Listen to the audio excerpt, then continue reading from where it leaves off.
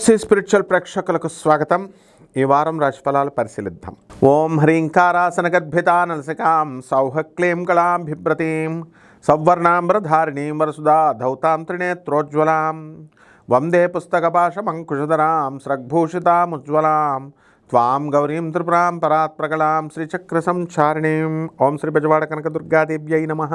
మనము ఈ వారంలో ఉన్నటువంటి గ్రహ స్థితిగతులను మనం ఒకసారి చూద్దాం. కుజ బుధులు ఇద్దరూ కలిసి 12 రాశుల వారికి కూడా మిథున రాశిలో ఉంటారు. గురు రవులు కర్కాటక రాశిలో, కేతువు సింహరాశి, శుక్రుడు కన్యారాశి, అదేవిధంగా శని వక్రించి మనకి మీనరాశిలో, రాహువు కుంభరాశిలో ఉండడం జరుగుతుంది.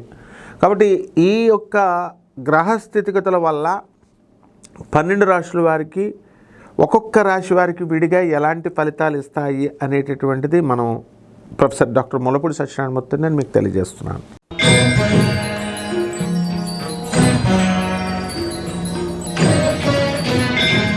మిథున రాశి, ఈ రాశి వారికి అందరికీ కూడా జన్మంలో ఉన్నటువంటి బుధుడితో పాటు మరి కుజుడు కూడా కలిసి ఉన్నాడు.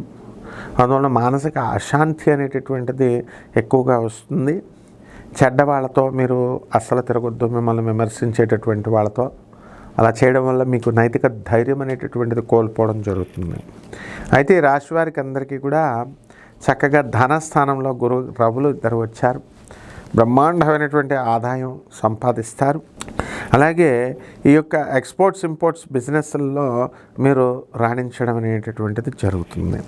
అలాగే విదేశాలకు వెళ్తారు. ఎవరికైతే వ్యక్తిగత జాతకాల్లో మీకు ఆ యోగాలు ఉన్నటువంటి వాళ్ళు. అలాగే అత్తగారుల నుంచి, ఆడబడుచుల నుంచి కొంత సహకారం, ఇతర స్త్రీల నుంచి సహకారం అనేటటువంటిది మీకు లభించడం జరుగుతుంది. అలాగే ఈ యొక్క భాగ్యములో ఉన్నటువంటి మిథున రాశి వారికి రాహువు మీకు పితృదేవతల యొక్క ఆరోగ్యాలని, వాళ్ళ యొక్క అనుగ్రహాలని మీకు ఇస్తుంది. మీ తండ్రి అనారోగ్యం నుంచి మీకు విముక్తులు అవ్వడం జరుగుతుంది.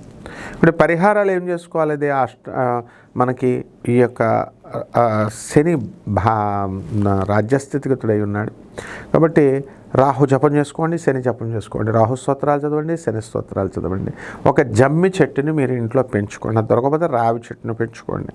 అలాగే ప్రత్యంగర అమ్మవారి యొక్క హోమాన్ని, అమ్మవారి యొక్క మంత్ర జపాన్ని మీ ఇంట్లో చేసుకోవడం ద్వారా బ్రహ్మాండంగా ఉంటుంది. శుభమస్తు.